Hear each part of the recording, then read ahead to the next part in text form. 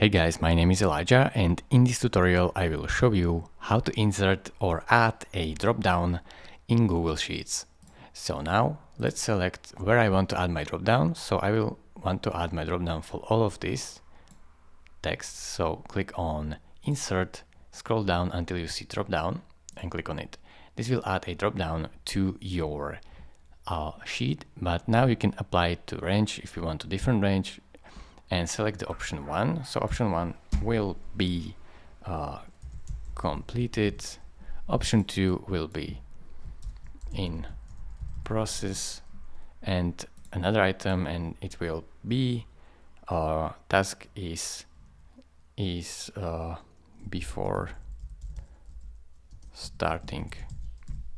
Now you can add another items or delete items with this trash icon if you want. You can also allow multiple selection when you check this box. Then press done, and now simply pick from your drop-down whatever you want. It is really this simple. Thank you very much for watching. If this video was helpful to you, consider subscribing and liking this video, and I will see you in the next tutorial. Bye bye.